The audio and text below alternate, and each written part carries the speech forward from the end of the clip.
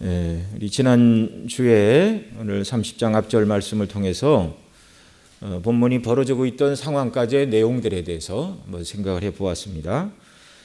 다윗이 거하던 이 성읍 시글락, 본래 유대 땅이 아니라 가드 왕 아기스가 관할하는 블레셋 땅이죠. 블레셋의 한 성읍인 시글락에 다윗이 거하였다가 이제 모든 군사를 남자들을 다 거느리고 이제 전쟁터에 나갔다가 돌아와 보니 이 시글락이 침략을 받아 성은 불타버렸습니다. 그러니까 자기들의 가옥은 다 불타버렸고 그들의 아내들과 자녀들이 다 사로잡혀 가버리고 말았습니다. 뭐 가축들도 다 마찬가지고요. 자, 이 다윗이 자기가 거하던 마을 시글락으로 돌아오던 때는 참 하나님께서 나를 큰 공경에서 건져주셨구나라고 말할 만한 상황이었습니다. 그러니까 뭐 성경에 그런 표현은 없지만 만약에 우리가 다윗이 처하였던 그 상황, 우리 지난주에도 말씀을 드렸는데 가드 왕 아기스의 한 장수가 되어서 그러니까 블레셋의 군대 중에 하나로 배속이 되어 이스라엘과의 전쟁에 지금 호출을 받은 것입니다. 참 여러분 지난주에도 살펴봤지만 전쟁이 실제 시작되면 다윗이 누구랑 싸워야 됩니까? 어떻게 해야 될까요? 물론 그가 하나님의 사람이니 이스라엘과 더불어 전쟁을 벌일 수는 없었겠지요.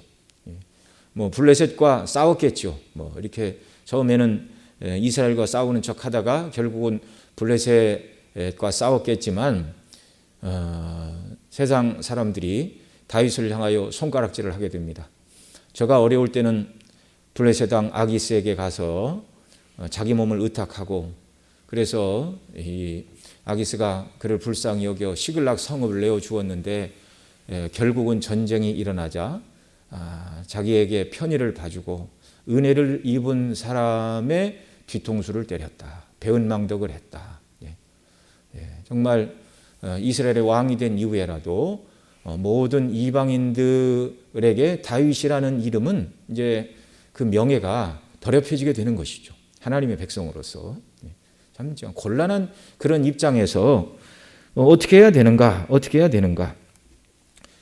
그렇다고 또 블레셋과 더불어 다윗이 싸운다 할지라도 그런다고 해서 사울 왕이 다윗을 막 받아주고 그러면 이 전쟁을 계기로 내가 당신을 미워하는 거 다 그만둘 테니까 이스라엘의 왕이 되어서 나라를 구원하라 이렇게 할 사람도 아닙니다. 왜냐하면 사울이 지금 악령에 사로잡혀 있는 그런 상태이기 때문입니다.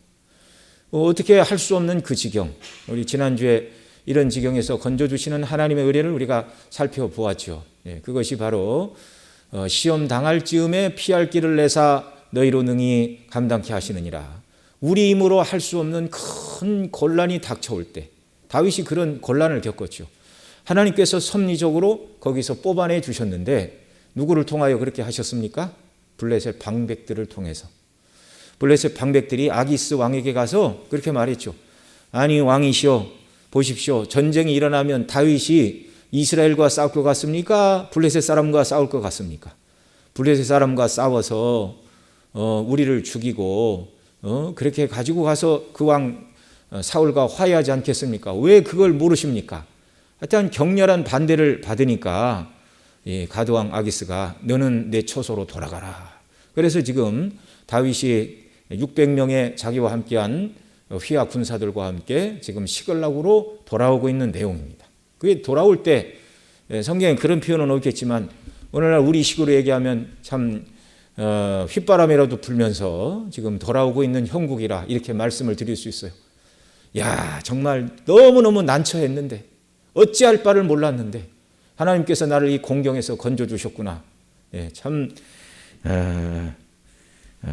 너무너무 기분이 좋아서 그렇게 이제 자기가 거하던 시글락으로 돌아오고 있는 이런 편이죠. 그러나 다윗이 사울의 살해 위협을 벗어나기 위해서 아기스 편에 선 것은 궁극적으로 이스라엘을 위해서는 좋은 일이 아니었습니다. 비록 사울이 자기를 죽이려 하나 하나님은 사울 다음에 이스라엘의 임금으로 다윗에게 이미 기름을 부으셨기 때문에 그렇습니다. 그래서 이 길보아 전투가 이제 그 다음 장에 이제 쭉 벌어지게 되는데 결국 이 전투에서 사울 왕이 죽게 됩니다.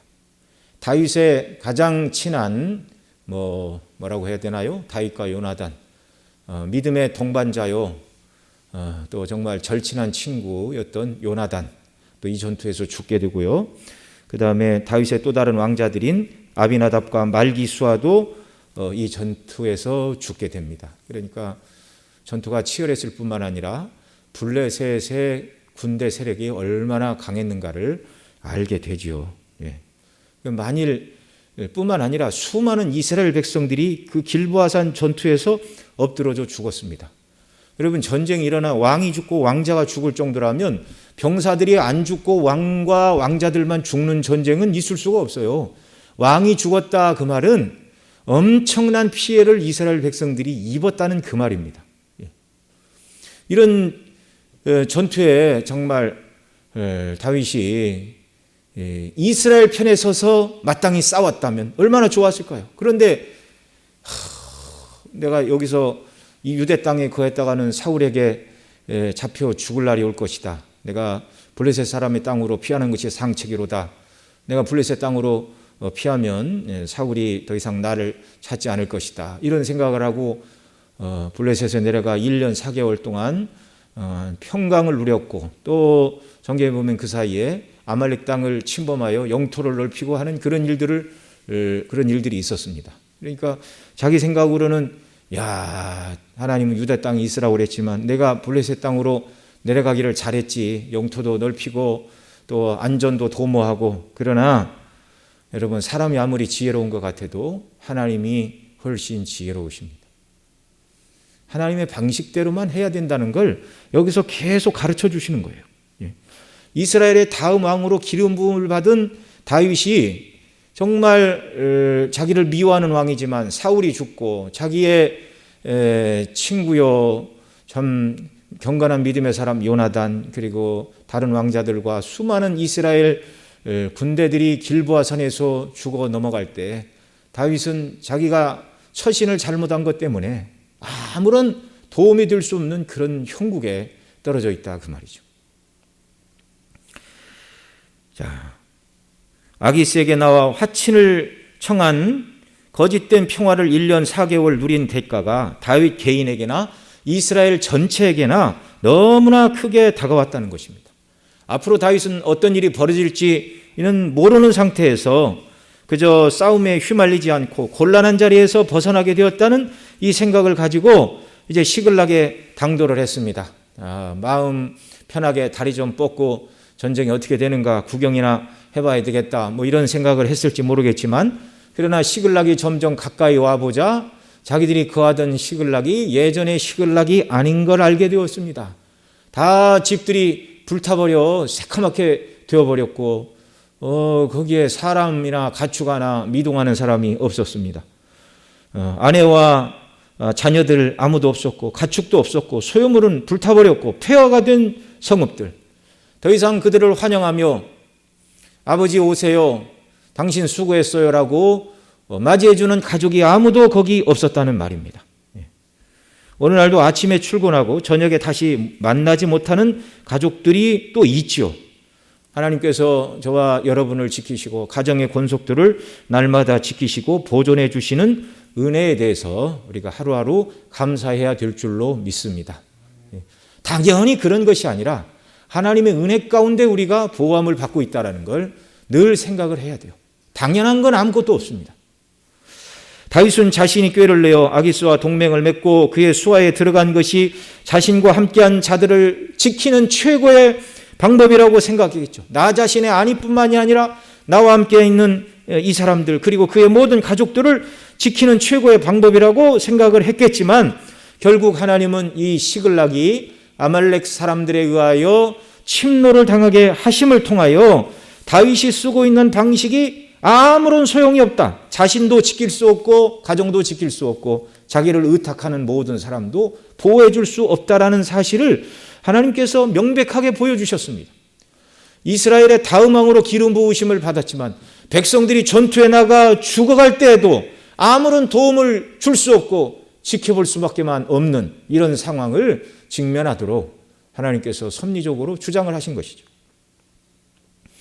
그러나 하나님은 다윗이 잘못된 선택, 하나님과의 교제가 끊어지고 죄 가운데 빠졌음에도 불구하고, 그래서 하나님의 이 징계가 지금 시작되고 있음에도 불구하고 하나님이 긍휼로 다윗을 징계하고 있다는 사실을 우리는 또 본문을 통해 알 수 있습니다. 그게 뭐죠? 아말렉 사람들이 다윗과 함께한 가족들, 그가 소유한 모든 가축들을 죽이지는 않았어요. 사로잡아 갔어요. 앞부분 사무엘상 27장 8절 9절에 보면 다윗이 아말렉 사람들을 침노했던 그 내용들을 말하고 있는데, 잠깐 앞으로 가서 보면 사무엘상 27장 8절 보면 다윗과 그의 사람들이 올라가서 구술 사람과 기르스 사람과 아말렉 사람을 침노하였으니 그들은 옛적부터 술과 애굽 땅으로 지나가는 지방 거민이라. 그리고 아무도 다윗이 살려두지 않았다, 그렇게 말하죠. 왜냐하면 10절에 보면 아기스가 가로되 너희가 오늘 누구를 침노하였느냐 그러면 다윗이 거짓말로 대답을 했습니다.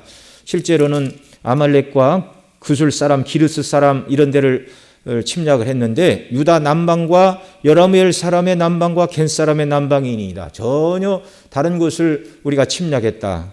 그래서 가드왕 아기스가 이제 다윗이 완전히 이스라엘과는 원수가 되었구나, 사울과는 원수가 되었고 더 이상 이스라엘로 돌이킬 수 없는 지경이 되었구나, 이런 마음을 갖도록 다윗이 그렇게 거짓말을 한 것이죠. 11절 보면 다윗이 그 남녀를 살려 가드로 데려가지 아니한 것은 그의 생각에 그들이 우리에 대하여 이르기를 다윗의 행사가 이러하여 블레셋 사람의 지방에 거하는 동안에 이같이 행하는 습관이 있다 할까 두려워함이라. 그래서 살아남은 아말렉 사람들이 다윗이 우리를 침노했습니다, 이런 이야기를 하고, 그래서 구해주었더니 이스라엘과 더불어 싸우는 것이 아니라 나에게도 위협이 되겠다, 이런 생각을 가드왕이 갖지 못하도록 그렇게 했다, 그 말이죠. 그래서 12절에 보면 다윗이 아기스를 믿고 말하기를 다윗이 자기 백성 이스라엘에게 심히 미움을 받게 하였으니 그는 영영이 내 사역자가 되리라 하니라. 그러니까 아기스도 이를테면 다윗에게 속았던 것이죠. 마치 유다를 공격한 것처럼. 그래서 자기는 이제 정말 가드 왕 아기스의 사람인 것처럼 다윗이 그렇게 처신을 했습니다. 그래서 아말렉을 침노했을 때도 아무도 살려두지 않았다, 그렇게 말하고 있죠. 그런데 하나님께서는 이 아말렉 사람들이 다윗이 거하는 시글락을 침노하도록은 하셨지만 다윗의 사람들을 하나도 죽이지 않도록 그렇게 하나님께서 섭리적으로 보존해 주셨어요. 왜 죽이지 않았는지는 우리가 확실히 알 수는 없지만 사람을 죽이는 것보다 거기 남자들은 없었으니까 여자들을, 아이들을 데려다가 종으로 자기들이 쓰려고 했는지 또는 다른 나라에 노예로 팔아서 돈으로 바꾸려 했는지 정확한 건 우리가 알 수는 없지만, 그러나 전능하신 하나님의 손은 다윗을 곤란한 이스라엘과 블레셋의 싸움으로부터 빼내 주셨을 뿐만 아니라 또한 아말렉이 침노하여 시글락에 남아있던 그 여인들과 자녀들을 포로로 잡혀가게는 하시지만 생명에는 위협이 당하지 않도록 그저 포로로 끌고 가게만 이렇게 지금 붙들어주고 계신 것입니다. 그래서 징계다, 그 말이죠. 하나님은 당신의 백성을 징계하실 때라도 자비를 베풀어 주시는 분이라는 걸 명백하게 보여주고 계십니다. 하나님께서는 이 일을 통하여 다윗을 지금 깨우고 계시는 것이죠. 선지자 갓을 통하여 이 요새에 있지 말고 유다 땅으로 돌아가라. 유다 땅에 돌아갔죠. 2번, 3번 사울왕이 자기를 죽이려 했지만 그때마다 하나님이 지켜주셨습니다. 그런데 지난주에 말씀을 드린 대로 아내를 열어두고 그 다음에 하나님과의 교제가 끊어지고 말씀대로 하지 않으니 하나님과의 교제가 끊어지고 마음이 둔해지다 보니까 하지 말아야 될 잘못된 선택들을 해서 가드로 블레셋 땅 가드로 내려가게 되었고 또 이런저런 일을 하다가 결국 이스라엘과의 싸움에 불려나가게 되는 이런 일들, 하나님께서는 이 모든 것들이 지금 다윗이 영적으로 하나님과의 교통이 끊어지고 사망의 잠을 자고 있다는 것을 아시고 그를 흔들어 깨우시는 지금 방편입니다. 흔들어 깨우시는 방편입니다. 지금 하나님께서는 사망의 잠을 자고 있는 다윗에게 천둥과 번개를 치시면서 그의 영혼을 깨우고 계신 것입니다. 정신 차려야 된다.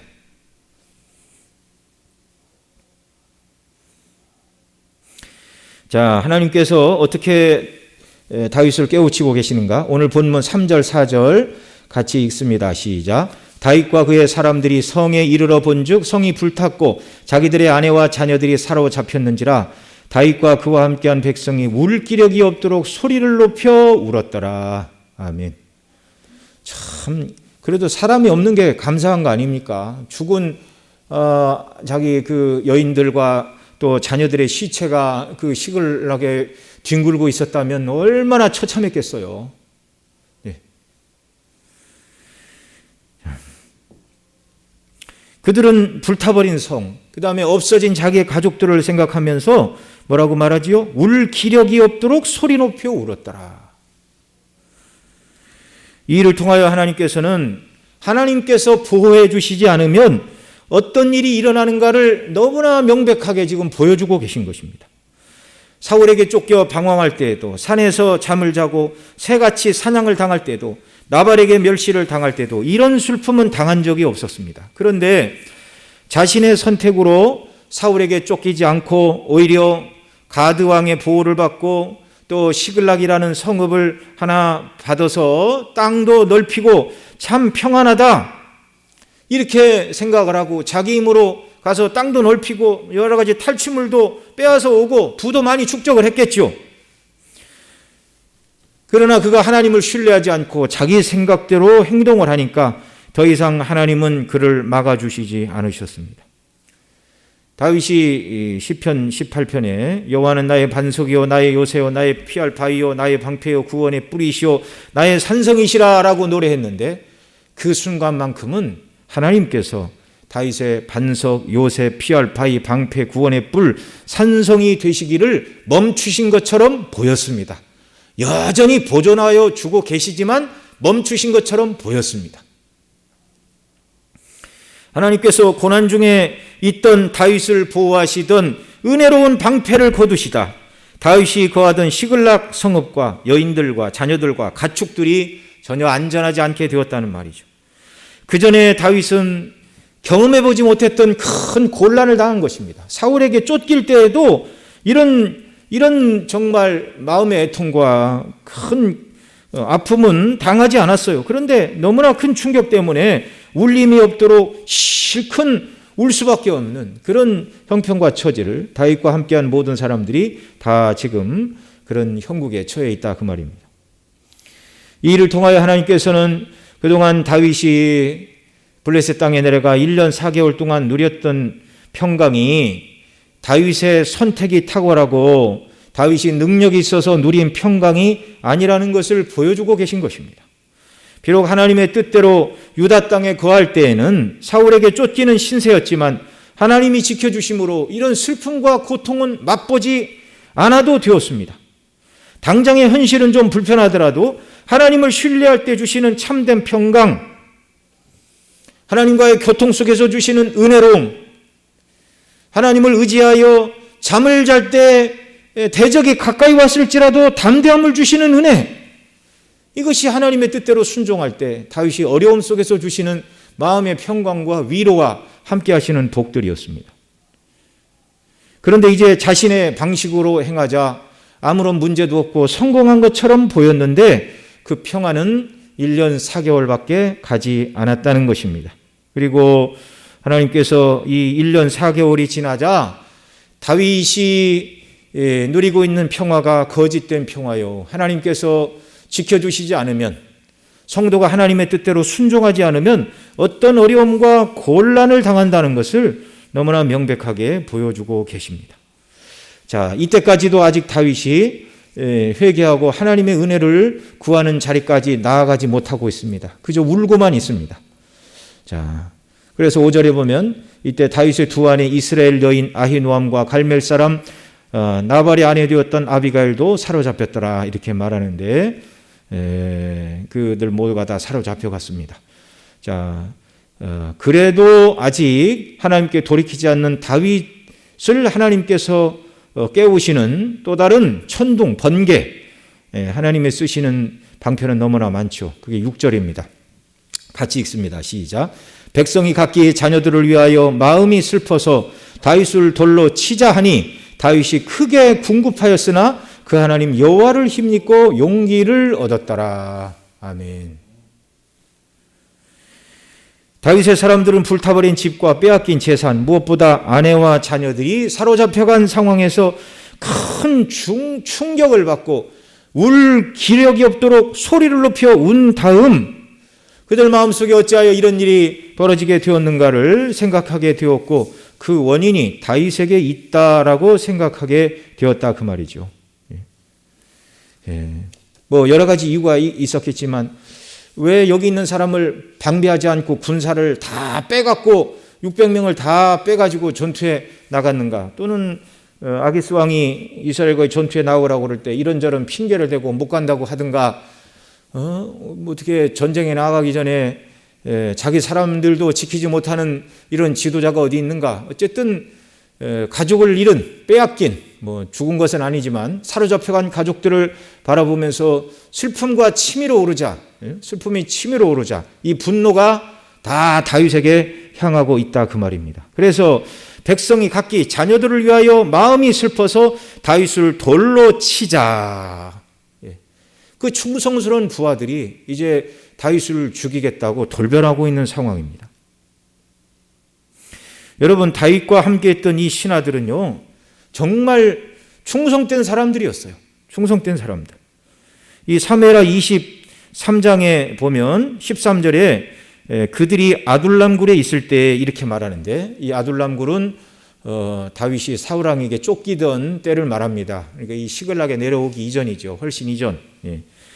자, 그때 어떤 일이 있었는가? 몇 구절을 읽어드리면 사무엘하 23장 14절 이하에 보면 그때 다윗은 산성에 있고 그때 블레셋 사람의 요새는 베들레헴에 있는지라. 다윗의 성이 베들레헴이죠. 그런데 블레셋 사람이 점령을 하고 있었습니다. 다윗이 소환하여 이르되 베들레헴 성문 곁 우물물을 누가 내게 마시게 할까 하며 새 용사가 블레셋 사람의 진영을 돌파하고 지나가서 베들레헴 성문 곁 우물물을 길어가지고 다윗에게 왔으나 다윗이 마시기를 기뻐 아니하고 그 물을 여호와께 부어드리며 이르되 여호와여 내가 나를 위하여 결단코 이런 일을 하지 아니하리다. 이는 목숨을 걸고 갔던 사람들의 피가 아니니까 하고 마시기를 즐겨 아니하니라. 새 용사가 이런 일을 행하였더라. 이렇게 말하고 있습니다. 다윗이 명령한 것도 아니고 내가 살던 예루살렘 성문 곁 우물물 저거 내가 언제 한번 마셔보나. 이 블레셋 사람들이 다 이 베들레헴을 점령해가지고 내가 마시고 자라났던 우물물도 먹을 수가 없구나. 지나가는 말로 한 것이죠. 그러자 이 충성된 새 용사가 목숨을 걸고 가서 그 물을 떠가지고 왔습니다. 참 대단한 사람들 아닙니까? 대단한 사람들이죠. 오늘날 군대에 이런 군인들만 있다면 뭐 국가 안위를 전혀 걱정할 필요가 없겠죠. 그런데 이 똑같은 말씀이 역대상 11장 15절로 19절에도 똑같은 말씀이 한 번 더 기록되고 있습니다. 간혹 성경에 보면 똑같은 내용이 두 번씩 이렇게 기록된 것이 있어요. 아까 말씀드린 시편 18편 여호와는 나의 산성이요 구원의 뿌리시오라는 말씀이 사무엘서에 또 기록이 되고 있고요. 이제 그런 표현들이 나옵니다. 그 다음에 히스기야 시대에 예루살렘이 침략을 받았을 때 위기에서 벗어난 사건이 또 열왕기에도 나오고 그 다음에 또 이사야서에서도 기록이 되는 그런 똑같은 사건이 이제 본문에 두 번씩 강조되어 기록된 내용들이 나타나는데 왜 그렇게 하시는가? 너무너무 중요하니까 반복하기 위하여 그렇게 하는데 다윗의 이 새 용사의 행위들도 사무엘하 23장 그 다음에 역대상에서 두 번씩 똑같은 상황을 이렇게 기록해 주고 있습니다. 그래서 다윗의 곁에 있던 그 충성된 군인들이 얼마나 다윗에게 자기의 목숨을 다 바치는 그런 사람들이었는가. 그러니까 다윗이 생각할 때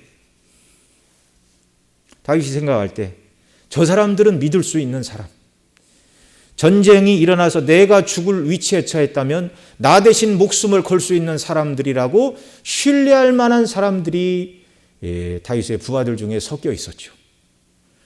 그런데 그런 사람들까지도 다 합세를 해가지고 기가 막힌 자기들의 처지를 보고 아내들과 자녀들이 다 사로잡혀가고 마을은 불타고 삶의 터전이 완전히 무너지고, 여러분 나중에 찾고 난 다음이니까 하나님이 지켜주셨습니다 그러지, 아직 죽은 시체는 뭐 나뒹굴고 있지는 않지만 다 끌려가 있는 자기 처자들을 찾을 수 있을지 없을지 아무것도 모르는 형국에서 그들이 느꼈던 분노와 불안감은 얼마나 컸겠어요.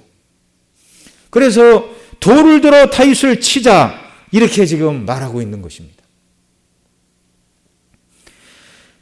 다윗은 하나님께 징계를 받고 그의 충성된 부하들, 부하 이전에 마음이 맞는 친구들일 수도 있죠. 이런 사람들에게조차 미움을 받는, 전에는 경험하지 못했던 쓰라린 경험을 지금 하고 있는 것입니다. 자업자득이죠. 하나님을 멀리하고 그 뜻대로 순종하지 않고 자기 생각대로 살아간 것에 대하여 지금 하나님께서 하나씩 무엇이 잘못되었는가를 깨닫게 하고 계신 것입니다. 하나님께서는 다윗이 행한 죄들이 얼마나 괘씸하고 하나님과의 관계를 소홀히 한 것이 하나님을 배신한 것이요, 아말렉의 침노와 부하들의 돌로 치려는 행동을 통하여 지금껏 거짓된 평안 속에 다윗이 거하고 있음을 보여주시고 영적으로 잠을 자고 있는 다윗을 깨우고 계신 것입니다. 여러분, 다윗이 당하는 이런 어려움들은 지금 하나님께서 그를 망하게 하시려고 그가 지은 모든 죄에 대하여 심판하시기 위하여 내리시는 진노는 아니었습니다. 만약 하나님께서 다윗의 잘못에 대하여 사울 왕에게 대하신 방식으로 다윗을 대하셨다면 다윗은 이 단계 또는 이 이전에 이미 하나님께 버림을 받아야 마땅한 죄인입니다. 다윗도 역시. 여러분, 사울과 다윗의 결정적인 차이점은 바로 이 하나님의 택하심과 은혜입니다. 하나님의 택하심과 은혜.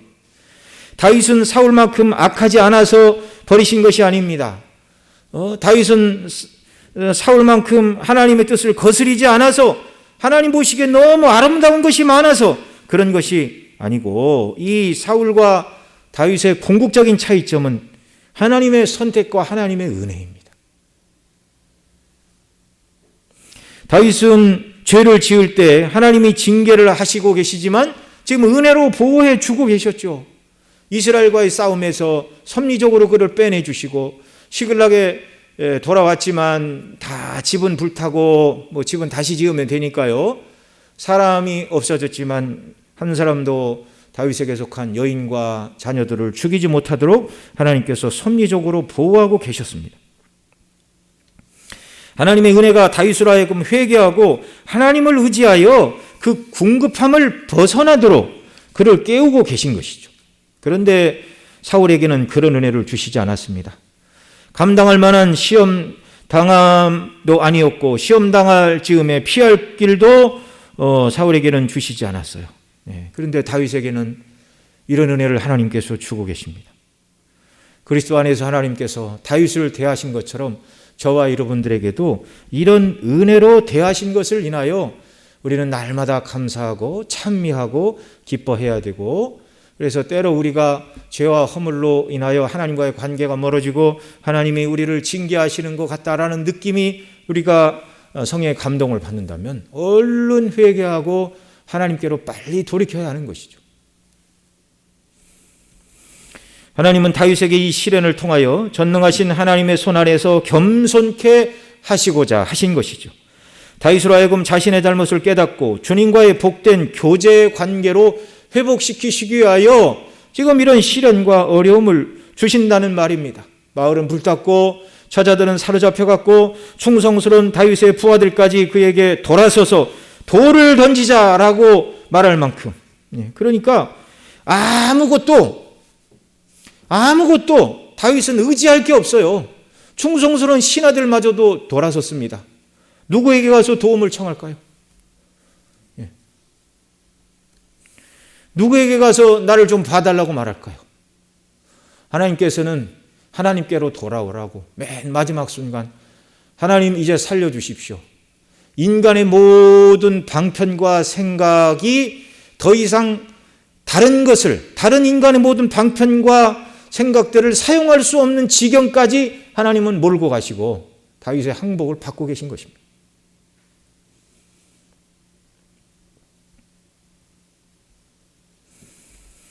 하나님은 성도가 회개하지 않을 때 때로는 가장 사랑하는 것, 가장 믿음직하고 충성스러운 것들로부터 그를 떼어내시고 가장 신임하고 의지하던 것들에서 반대를 받게 하심으로 오직 하나님만 찾게 하시는 줄 여러분 믿으시기 바랍니다.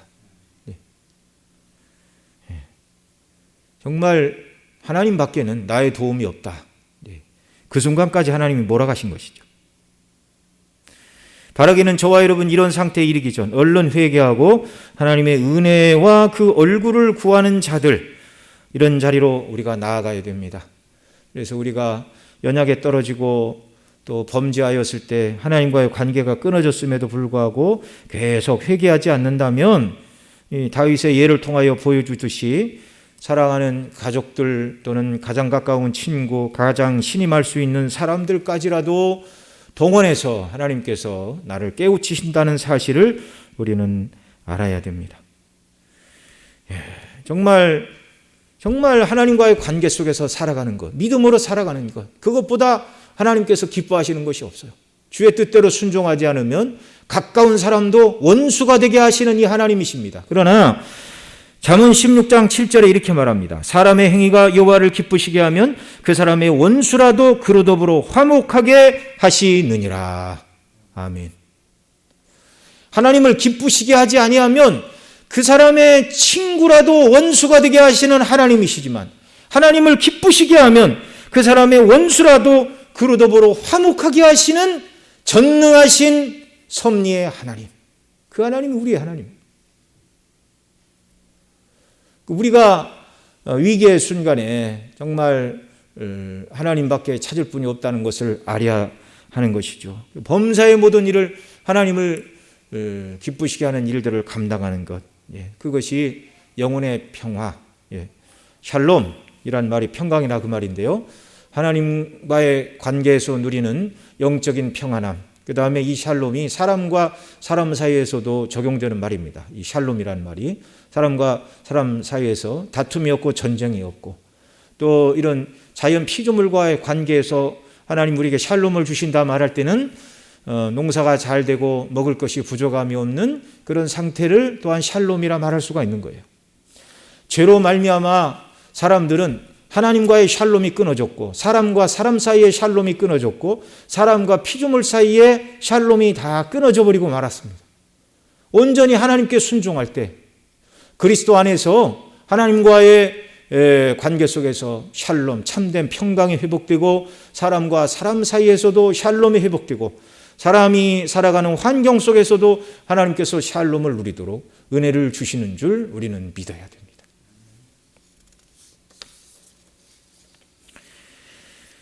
자, 아무것도 의지할 것이 없는 이 방편, 여러분 이게 결정적으로 다윗과 사울왕의 차이점이었어요. 우리 6절 읽은 대로 백성이 각기 자녀들을 위하여 마음이 슬퍼서 다윗을 돌로 치자 하니 다윗이 크게 궁급하였으나 그 하나님 여호와를 힘입고 용기를 얻었더라. 근데 이 뒤에 보면 길보아산 전투에서 사울왕이 죽어가는데 하나님을 찾거나 의지하지 않습니다. 전쟁의 고통을 받으면서 부하들을 향하여 내가 원수하여 죽지 않도록 나를 죽여라 이렇게 얘기를 하지 하나님 앞에 회개하거나 은혜를 구하거나 그런 모습이 전혀 없어요.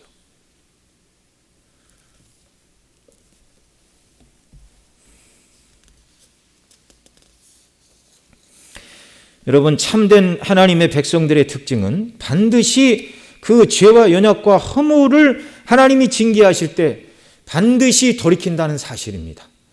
만일 우리 가운데 나 예수님 믿고 하나님의 자녀이고 하나님을 경외하는 사람입니다 이렇게 말하면서 죄를 짓고 하나님이 징계를 하시고 돌이키라고 계속 사인을 보내주시는데도 끝까지 회개하지 않고 돌이키지 않는 사람이 있다면 그 사람이 말로써 고백한 것은 다 거짓말인 줄 믿으시기 바랍니다. 왜요? 하나님의 성령의 역사가 그 사람 심령에 없는 거예요. 하나님께서 감동하여 주시지 않으면, 성령으로 그 마음을 주장하여 주시지 않으면 사람은 누구나 다 악을 향하여 달려가게 되어 있습니다. 우리가 출애굽기에 살펴보는 것처럼 하나님이 은혜를 주시지 않은 바로왕은요, 날마다 마음이 강팍해져 가는 거예요. 일부러 하나님이 더 나쁘게 만드시지 않아도 은혜를 주시지 않으면 그들의 마음이 더 굳어지고 하나님을 대적하는 것입니다.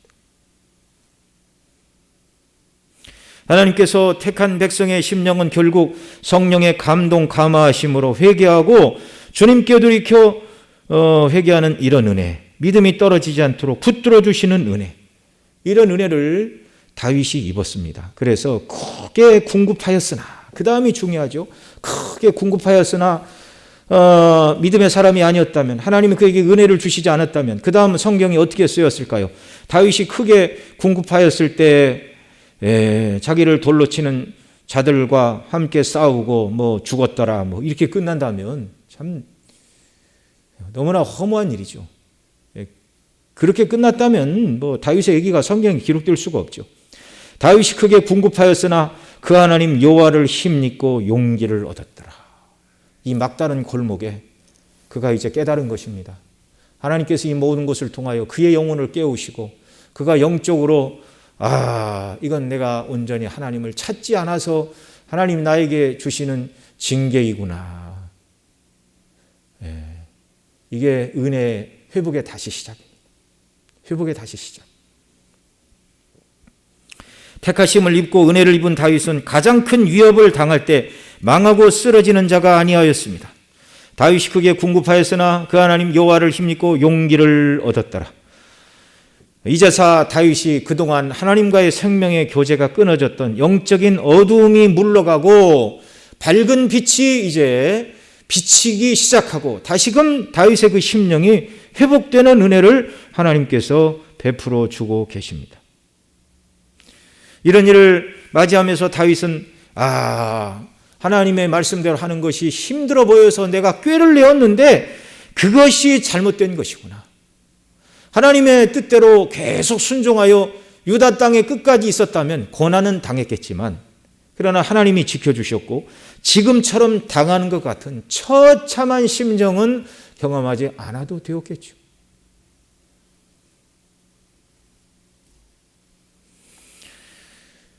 이 모든 것들을 깨닫게 하시고, 그래서 어떤 형편과 처지에서도 하나님만 바로 섬기는 것이 가장 지혜로운 길이고 인생의 고난을 덜 당하는 것이라는 것을 다윗으로 하여금 알게 하여 주시는데, 저와 여러분의 인생에 있어서도 마찬가지인 줄 믿습니다. 가장 평안한 삶은 무엇인가? 하나님의 뜻대로. 가장 행복한 삶은 무엇인가? 주님의 말씀대로 순종하는 데 있음을 믿으시기 바랍니다. 이렇게 말씀을 드리면, 하나님 믿음을 따라 살아가면, 하나님을 섬기는 믿음을 따라 살아가면 세상에서 영광을 얻나요? 지위가 높아지나요? 남보다, 믿지 않는 사람보다 물질의 소유가 높아지나요? 그런 복은 하나님이 약속하지 않으셨어요. 그런 모든 복은 천국에서 주시는 복이라고 말씀을 드렸죠. 낮에도 우리 그 정장로님이 이렇게 기도하시면서 그리스도인들에게 주신 복은 이 땅의 복이 아니라 세상의 복인데, 우리가 너무 세상만 추구하며 살아온 연약함을 하나님 아버지 용서해 주시고 정말 하나님의 약속의 말씀을 붙들고 순종하는 자녀로 살게 해 주시라, 그런 기도를 쭉 드리셨는데, 제가 옆에서 그 기도를 함께 듣고 함께 기도하면서 우리 장로님들뿐만 아니라 우리 중심교회 모든 성도님들이 그동안 우리 원로 목사님 통해서 늘 듣는 말씀을 통해서 그리스도인들이 이 땅에서 어떻게 살아가야 되는지, 삶의 목적이 무엇인지 우리 성도님들이 이걸 온전히 깨닫고 믿음 안에 견고히 서 있구나, 그런 생각을 하면서 참 하나님 앞에 너무너무 감사했습니다. 우리의 소망은 이 땅이 아니라 하나님 나라입니다. 이렇게 설교하는 것 자체도 쉽지가 않아요, 이 시대에.